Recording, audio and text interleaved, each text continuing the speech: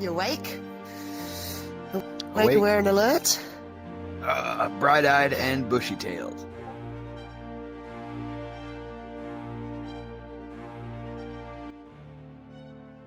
We have an old friend of the show here to talk about something really special.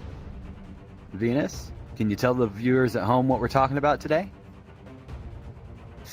Yes, hi, I'm VenusSX from VRChat.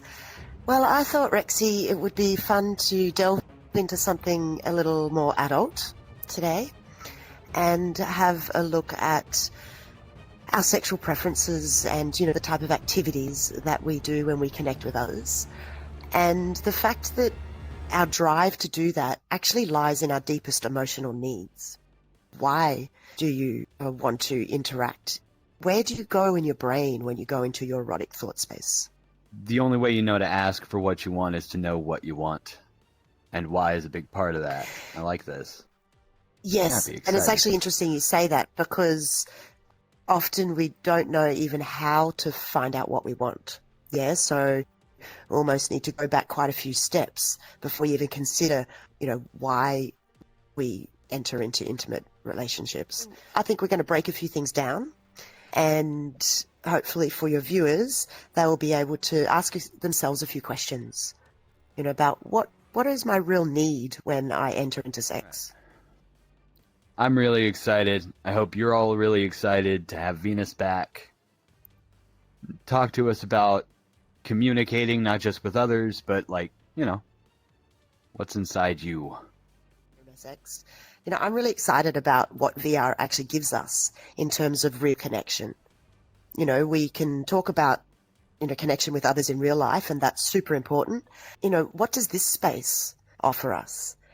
And, connection itself is not just physical touch. Yeah.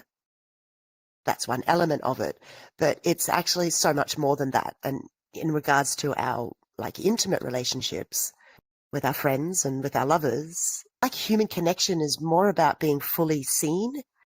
Yeah. Being fully known and loved for that. Yeah. And so people always say that they want that deeper connection. Where do you go in sex? One of the reasons could just be for fun. Simple, pure fun and entertainment. So I think there's many different levels, of sexual interaction. Have a little think about when I go into my erotic thought space, like with yourself, when you're self-pleasuring, or when you're with someone else or with other people. Why? What's your emotional need when you enter into that space? So we spoke about connection already, and the fact that, but this type of work is very pleasurable. Yeah, but it's the pleasure that we get out of sharing with each other what's truth for us, and it really gives us life. A good relationship that feeds us makes us feel more alive, we feel more healthy, we're connecting more with everything in our world, and ultimately it's what we're here to do, is to grow through our relationships.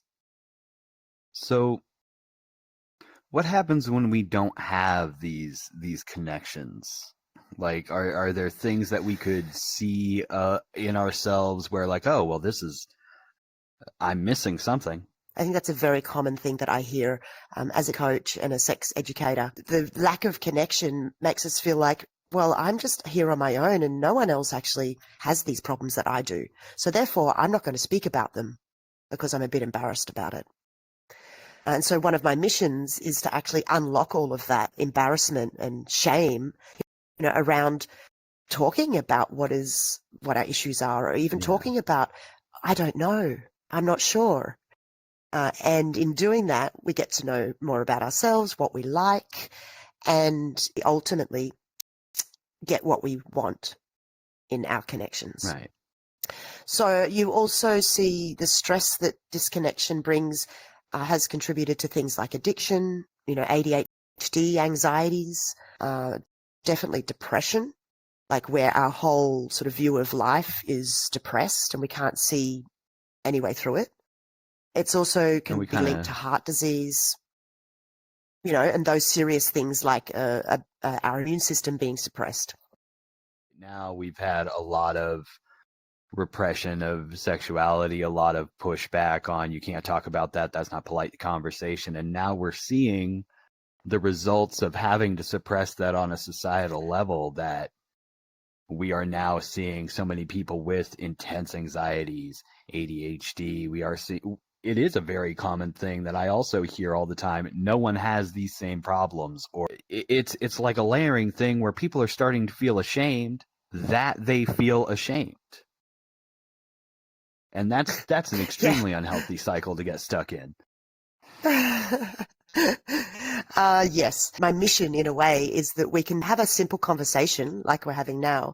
And I run events as well that really sort of stimulate us and invigorate us to ask questions of ourselves so that we can be enlightened about what pleasures us and what connects us as humans. I like that you brought up shame too, because I would like to see everyone get a lot more shameless. I'd like everyone to lose a lot of the shame that keeps them from doing or saying whatever they want to do. You know, radical self-expression. You say what you're feeling, what you want. And if people aren't into it, they're not into it. They don't have to be. But someone's going to be. But it's through like proper communication that we can meet in the middle and go, yeah, in this moment, I'm going to be present with you, and I'm going to be real with you, even though it's really scary to do that. So yeah, a lot of my events explore that. It's like how to be shameless, how to let go of like blaming other people for what's not working in your life, and how to have more self-authority. So let's jump to the fun piece. So another reason why we might want to jump into sex is purely for fun. And I want to say that it's okay to have this as, you know, humor, playing games, you know, role playing. We can learn to make agreements with people. Yeah, like, hey, I'm here to have some fun and to play with you. To be upfront about that, if that is, you know, what you're looking for. You may not be looking for a serious relationship right now where you're going to dive into the depth of your shadow. It's totally okay if you just want to have some fun. If two adults come to this agreement, if everyone understands what's going on, then everyone can have a good time. And I have found that it's always best to have that conversation than to regret not having it later. It helps with feelings under control, because those little bastards get way out of control sometimes. You know, it sets you up for what is about to happen, and you get to have a better time because you know that's what's going on. I think you mentioned about feelings being under control. I think it's very hard to control what naturally comes up, though, when we get to know somebody. And so agreement making, or sitting down and having a chat about what we're feeling and what's happening. So it's not just at the beginning, oh, this is what we're getting into. It's really important to have regular times where you chat about, well, what's happening now? You know, exactly, things do change. Have things grown, have things adjusted. Because we are definitely not a stagnant species. Like, humans grow and humans change and humans evolve all the time, and raccoons too. And and that's our goal, really, is self-growth, to move towards knowing more about ourselves so that we can have more pleasure and fun and connection. So what would you do, Rexy, if, you know, you just wanted to have a little bit of fun with someone and you say that at the beginning, but they say to you, I'm actually really looking for a serious relationship, or I'm looking to, you know, have a monogamous relationship? I want to start with, this feels targeted to me. I feel like you've been talking to my friend. But it does happen sometimes. This is how I'm feeling. This is not about us being friends or having fun. I am simply not in a place where I'm trying to move forward with anyone in that regard. But it helps mostly if you are this clear throughout the whole thing. You have to be very careful about sending mixed signals if the two of you are not communicating enough. And clear communication helps clear those mixed signals up a lot. Definitely the baseline. for anything, even our friendships. A baseline is, how do I communicate more truthfully about what I'm feeling? Okay, so let's jump to another reason, or something that we often look for in having sex. Is it a place to be naughty? I think that would depend on the partner and situation. I know that I personally like to get a bit naughty when it comes to, you know, actual intimate time. I'm known to get a little more intense than not. Thinking of a way to say this. Communication's so important. Ramble. I think it's also important to explore your naughtiness a bit. Like, if something, of course, your body and your mind knows, like, when you've hit your limit, you've hit your limit. But it's okay to get a little close to that limit. Sometimes you get closer to the fence and you find out your property line is actually a few miles down the road. Yeah, I would say, actually, it's more than okay to have naughty sexual experiences, that it's actually, that edge that you were speaking about, that boundary or that fence line, is actually where your hottest sexual experiences happen. Yeah, because they are pushing on our boundaries. We are standing on the edge. We call it the erotic edge. And we're looking at things in our mind, in our body, that we maybe haven't explored before. But that gives you the most excitement, and often very high levels of arousal. Oh, yes. Something new, something that maybe feels better than you thought it would. And especially, like, there's always the excitement of that first time, because you don't know. Like, your first time on a roller coaster. Like, you're seeing a hunk of metal slide down a track and do loop-de-loops and flying around at crazy speeds. And you've never been on one of those before. You don't know what's about to happen. If you push your limit of how fast you let yourself go, and you go around this roller coaster and come back, some people get straight up addicted to the adrenaline of that. Yeah, though I have to tell you, Rexy, I actually hate roller coasters myself. Me too. So I'm going to use a totally. I'm going to come along with. I'm going to come along with your analogy though, and say that actually I don't like roller coasters. It's because I can't get off. Meaning I can't get off the ride if I want to. And I think that it's super important that when we are meeting our erotic edge, that we are able to get off the ride, that we're allowed to say, actually, I just want to pause for a little bit. Actually, I'm not sure about this. Can we just have a little chat? And be able to, if you really want to, just get off the ride and, start to go down a different track even, or to just slow down. I wouldn't say that sex is about a roller coaster ride. Actually, maybe I'd see it a little bit more like getting on a boat, and floating across the water together. And if we want, we can together jump off the edge of the boat into the water, dive, swim, and see these beautiful things. But the boat is always there to get back onto and feel safe. I do like that. So I think that's just an important piece to mention about, especially when we speak about pushing our boundaries and doing new things, using a traffic light system where we are able to communicate with our partner, hey, slow down, or yes, go faster. I'm really loving this. So that's green. Slow down, amber, not sure, through to even sometimes it's red. It's just stop. I've had enough of this right now. So I just want to give that permission for everybody to communicate in that way. I have a lot of people come to me and say that as they're actually engaging in sex, that they feel that talking about it or what is happening like kills the mood. Have you ever heard that? I have found that I always really appreciate my partners communicating with me during it. And I don't mean that just by, dirty talk. Yeah, Rexy, you're doing so good. I mean, like, and maybe I'm weird, but I do like to know if I'm doing something correctly, incorrectly. I think it's good that we be able to communicate that at any time. And what more important time to tell someone if they're doing something right than while they're doing it. Like, if you need me to move to the left and you tell me to move to the left, we're both having a better time because I just moved to the left. But who's left? Yours or mine?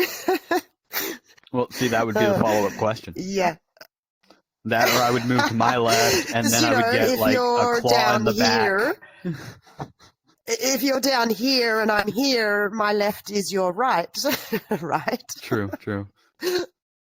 So, is it a place to be naughty? I want to say yes. It's actually okay to have that as an emotional need. You know, we live in a world that has so many rules. There's like so many wrongs and rights and do this, but don't do that. And so sexuality is totally shrouded in this, oh, fuck. How do I Ball talk of about it? taboo. Exactly. How does like exploring our naughtiness make us feel better if it does have this whole ball of taboo and shamefulness wrapped around it? Okay. Well, I'll give an example from my own experience. I have found that when I've reached those taboo places in my mind, so my boundaries or the fence line, I've asked myself a question. Is this line here because I was told it by my parents or told it by my teachers? Or is it because society, in everything that we see and hear, has it told me that it's wrong? So that's the first question you have to ask yourself. And for me, for most of them, I found it was a product of my being brought up Christian. And for most of them, they were what society had said is not cool. And so I went, okay, well, fuck that. Am I going to live my life based on a Western model of rightness? No, because that's a pretty boring life, right? So Yeah. I then actually took it as a mission almost in my life to break those taboos, to meet that place in my brain and go, well, what's my experience with it? If I'm with another adult and we agree to do this together, it's fully consensual, then who is to say what is right or wrong? That brings us to, how does being naughty make us feel better? It means I have more freedom. Yeah, I have more personal freedom. And what everyone else out there thinks about it has got nothing to do with them. It's to do with me and my sexuality and what gets me off. So being naughty and breaking taboo can actually really liberate you in your mind and also in what you can explore with your partners. And ultimately that makes me feel better because I'm living my life. I'd have to agree with that. Being able to express yourself in such a deep way, even if you are just having fun with someone, being able to express things that are so deep and so core to you is a very freeing experience. It's like a relief. It's really interesting because another, deep emotional need that we have is to escape responsibility or to be able to let go and not always be this responsible adult who has to look after the kids or our business or our everyday life. It's like when we enter into an intimate space, it allows us to take a breath, just be present with each other and to stop having to think, be so in our heads about what do I need to do to be a responsible adult. And then, good citizenship, we've already talked about that. Sometimes sex is just a nice space to just get away from being a good citizen all the time. Yeah. Yeah? Loosen your tie a little bit, So, kick off your shoes. Yeah, well, actually take your tie off. Yeah, and use it for something else, maybe. To enter into a place of surrender, maybe. So the next point that I wanted to talk about was perhaps you long to surrender, or to submit into the space, to let go of having to, hold everything together, to let go of being in charge and making things happen. And often that's a release in the brain, like a letting go psychologically of all of these things that we hold together all of the time. And like I know a few people that are in high stress office space situations all day, every day. They're the boss. They're in control. And they seem like they love it. And they do. They love their work. They love being the boss. They love being the one in control of what's going on. You do this, you do that.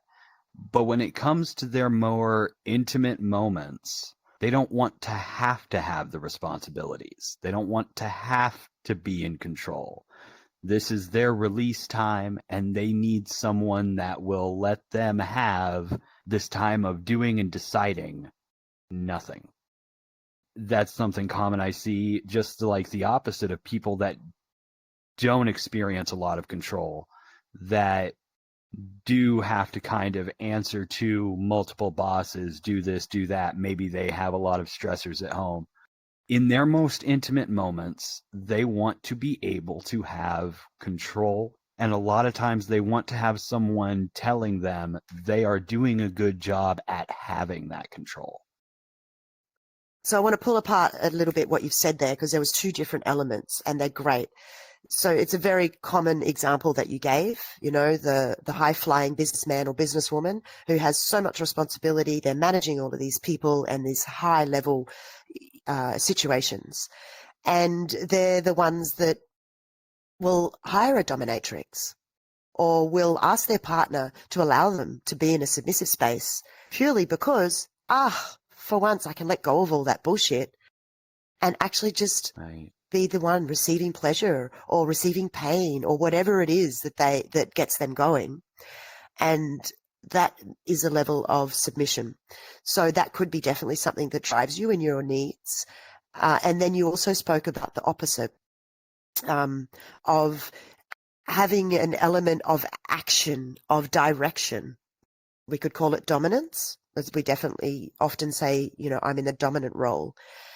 So what does that allow us? It allows me to maybe even make up the story. So I can activate my imagination and I can write whatever story I want and we play that together. So that could be, you know, erotic role play. And it gives me this opportunity to be really creative. And that's exciting. You know, sometimes we just don't have enough creativity in our world.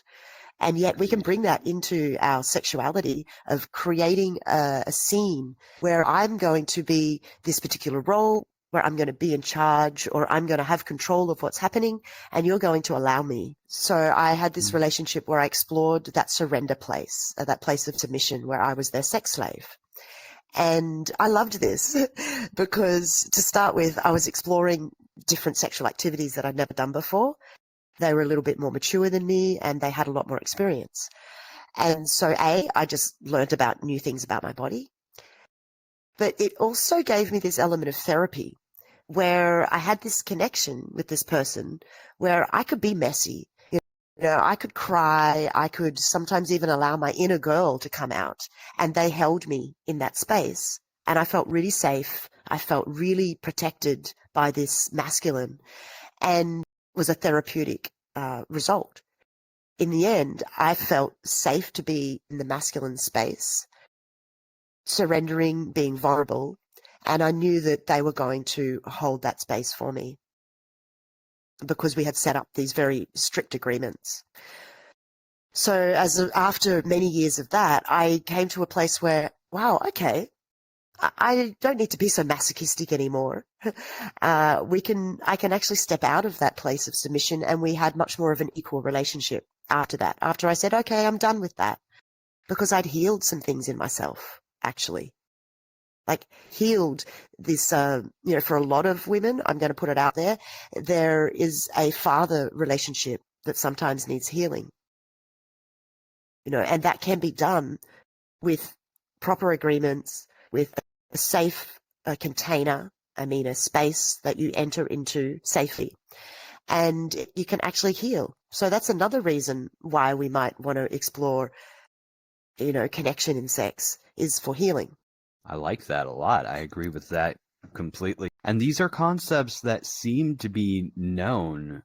We put cute little names on them and we kind of make them into memes like little space, daddy issues. But these are real things that people are dealing with that can be helped through simply exploring what it is your mind and your body are trying to tell you that you need.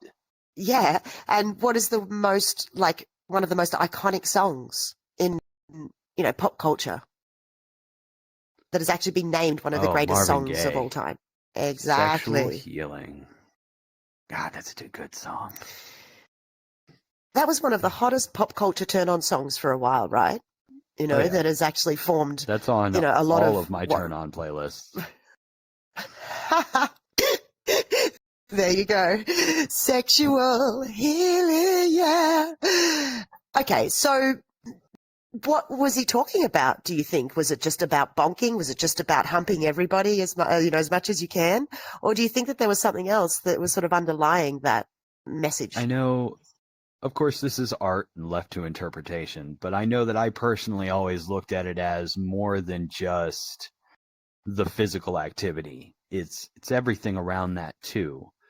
I've found as a man, men tend to, mostly due to society kind of pushing them to not have feelings for a long time, don't really see everything around the action. There's the foreplay of it, the setting of it, who you're with, how do they make you feel outside of what's happening now? Is the activity you're taking part in the culmination of just a day of spending these moments with this person, and it's led up to this, and this is the buildup of all that time? And like that's kind of where I pick up in the song. This is our whole time together, and all the good and passion you make me feel being expressed right now because you have given me this medicine. And that's just kind of the next stage of this medicine, but it's all encompassing. It's all good nourishment for my soul. I hope all of that made sense. I really like that you mentioned medicine, because ultimately our orgasm, our sexuality, and our sexual energy is designed for health. Sure, we have fun and pleasure along the way, but our orgasm, which is our body going into an ecstatic, blissful vibration state, is actually designed for our health. Did you know that? It's a totally different approach to it than what we've been told. So this is, comes out of many years of study that I've been doing in a shamanic lineage. And so from a shamanic approach, our sexual energy is actually to make us feel better. It supplies more blood and more chi or ki energy to our organs. It's for our rejuvenation. And if you want to talk about chakras and all of that sort of tantric stuff, it is actually designed to open up our chakras, to get them spinning more brightly. And chakras are a key to our health, so that when they're shining brightly in all their colors, we actually feel more healthy. Our immune system is actually boosted by having an orgasm, whether it's on your own or with other people. But I didn't realize that it did. But I suppose that does make sense, because that is energy flowing like from the root all the way up. That's the tingles you feel that go from your toes to the tip of your head. Next time you feel that, that's all that getting charged. Exactly. A good way of putting it. It's actually like charging up our body with electrical energy. And disease or illness or lack of health comes out of not having enough energy, to not have enough electrical energy moving through our body so that we feel alive, so that we feel connected with nature, so that we feel connected with other humans. And so our orgasm actually does that. It gets this electrical charge moving through our body. And with a bit of education, I can teach you about how to do that just on your own. And if you want, you can then bring it to your intimate partner and do it together as well. Like have more intention about why are we having sex? It could be for the reason of health. I like that. I'm definitely going to make a pickup line out of that. Baby, you're not feeling good? Let me help you feel better. Exactly. And she'll go, oh, no, I'm just not in the mood. And you can say, well, did you know that I learned from a sex coach that an orgasm a day actually keeps the doctor away? That's right. I'm intimately mindful. I see a sex coach. Not just that. You don't even have to be mindful. You can just be like, I want more pleasure in my life. I want to have better sex. I want to have better relationships. I want to be able to ask for what I want without feeling shame. There are a couple of reasons why people come to see me.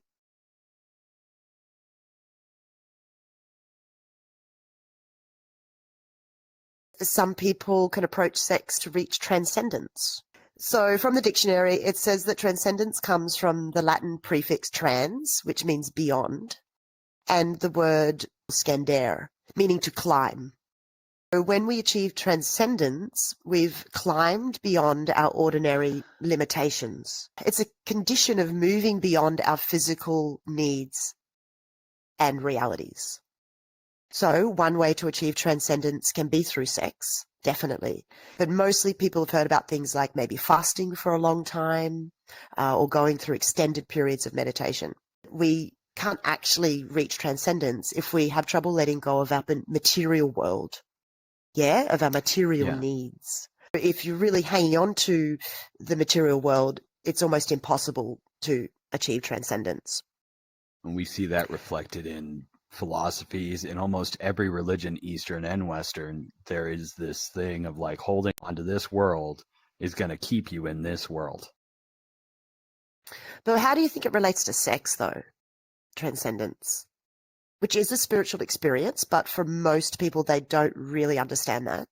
I think a lot of people have almost willingly blocked themselves from the spiritual aspects of what happens there. Like, you are both entering a space of deep physical, mental, and emotional desire. What you are doing is, at its core, a very primal action. So in that moment, I think that people are possibly the most real with themselves that they can be.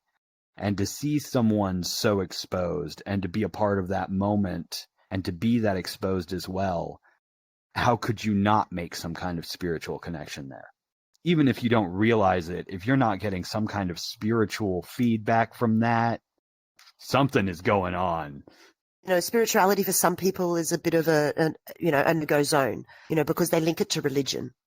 And so I just wanted to point that out. We're not talking about religion here at all. It's totally separate. Ultimately, sex is about spirit, meaning our spirit is that. So you mentioned the three aspects. So our emotional aspect, our physical aspect, and our mental.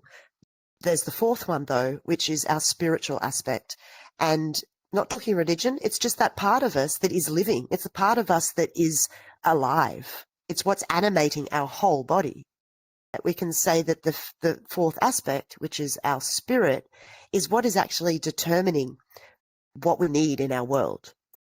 And if we determine that from our mind only, it's just very limited. Its purpose, our mind, is to really just receive knowledge. To receive knowledge and to then practice that knowledge so that we can become a better person. But it's our spirit, that place inside of us that is like really excited about life. When we learn how to determine from that place, and when I mean determine, I mean make decisions, make choices, set our priorities. When we can determine from that place, wow, our life is so much different because you're actually following what your spirit needs and wants. So yeah, I really like what you were saying there. I just wanted to add that fourth element that we don't talk about a lot. And then the fifth element, which is in the center of all of that, is our essential life force energy, or our qi energy they speak about in the Chinese way and in martial arts. And that is also the same as our sexual energy. It's one and the same. Our life force energy is our sexual energy. And so if that's shut down, we're half dead, basically. And we just end up living a life that's dead. And it lacks any real excitement, real transformation. But relating back to transcendence and why that can be something that we can, work toward in sex is, yes, because our spirit, we're actually spiritual beings inhabiting a physical body, and sex is a place where we can touch that. We can transcend our physical limitations. We can transcend even being a human. And instead, we're like floating together out there in the universe, in this spiritual union or in this sexual fucking place that is, I think a lot of people have actually experienced it, Rexy. They just don't know how to define it and they don't know how to talk about it. I'm sure that if you think about for a second, amazing sexual experience or connection you've had with somebody and how good you felt after it, not just, I felt good because I got off, but how it opened up your being to feeling like you're connected with everything. or you just felt like your heart was open to your partner and to other people. In a way, that's a You form had of your transcendence. whole mood readjusted. Could you maybe want to enter into sex from a tantric point of view, for union, to touch the divine or touch the universe for a second? Now, tantric is something where I've heard the word, but I can never seem to correctly define it in a way to explain it to someone who doesn't understand it. Would you mind letting the viewers know what tantric is, what that means when they hear it? I'm going to just do a disclaimer first. I have studied a little bit in sort of more modern tantric practices, but I haven't gone to India and done any sort of in-depth studies into the whole, tantra as a way of life. And so I tend to use tantric approach. To have a tantric approach in your life can encompass things like yoga, meditation, or having rituals. The aim is to realize the nature of reality and to achieve freedom from the Western social conditioning, and therefore to have more personal freedom. The framework comes from, very old Indian practices. It's really a whole approach to life. It's a lifestyle. If we can learn how to, and even just do the simplest little tantric practices, we have a deeper understanding of how the world works, but we can also access higher states of pleasure during sex or self-pleasure. And we can also even raise our consciousness. Tantra is about being present. Tantric practice is about being present in this moment here right now, so that I see what reality is actually about, and I can understand more about myself and have more pleasure. Instead of racing towards the orgasm, or instead of racing towards this place that I think I should be at. It's about what's happening right now. Am I feeling what's happening right now? Or am I feeling numb? How many times did I get her or him off in a way that really made them scream? I want to see that type of scoreboard. Yeah. How many claw marks could I count on my back 3 days later? It was a good time. Yeah. And how heart open, like how open in my heart did I feel after that? Yeah. Because do I want to really continue to interact with this person outside of this interaction? Outside of just this activity, do I want to spend more time with this human being after we've experienced this together? Has this experience made me not want to spend more time with this human being? Like, these are both equally valid questions to answer at the end of something like this, and you can't do that if you rushed through it and just tried to get over the finish line before the other person, or get over the finish line so that you can brag to other people, hey man, look, I also got over the finish line. Ah, bro. That brings us back to the tantric question you said, is that another aspect of a tantric approach to sex is not even looking at the finish line. It's, that can be there, and definitely you may pass that, but that's not my goal. My goal is to have as much pleasure as I can have right now in this moment that I'm having. And you might say that tantric orgasm can be something that almost feels like not a finish line. It just keeps going up and up and up. It's like you're climbing this mountain, and it's like you think you're getting to the peak, but you're never quite reaching the peak. And if we can change the way that we think, that journey up to the peak is actually the best part of the journey. Because technically, when we reach orgasm, definitely for men, there is what they call a refractory period. So we reach the peak, and then we go back down the other side of the mountain. And there is a period of time where you need to rest, and your body needs to rejuvenate again to come back. So a tantric approach to sex can be not necessarily like going over the peak, but continuing this plateau almost of pleasure, of orgasmic pleasure at the peak of the mountain. Yeah. Maybe chill out at the peak there for a little bit, set up a camp. Have some cheese and some salami together, It's a nice spot at the top of that mountain. Maybe massage. Yeah, look at the view. Have a look at the beautiful view around and enjoy, these things that you've brought to the table. And then, I like that. it can enter into touching each other in a really sensual way. And then off you go on the journey again.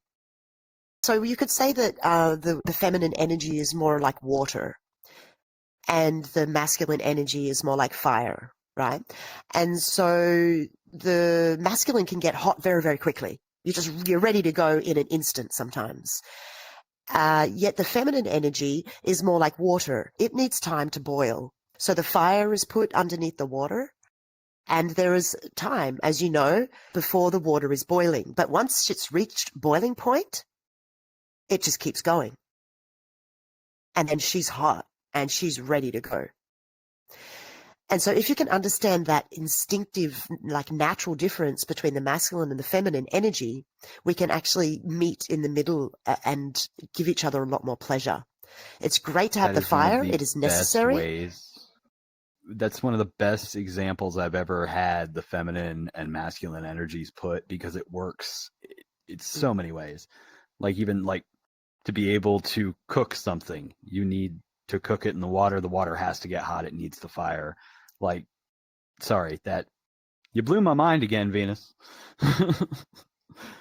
Cool. I really loved that one because it's an analogy that we can all understand. Fire and water are elemental. And so we all get that. I often teach a workshop called Tantric Secrets, which touches on a few of these simple points. We went into a bit of depth here. How do I use some of these tantric practices in my world so that I can have better sex or so that I can just feel better? One way we do that is through an erotic meditation.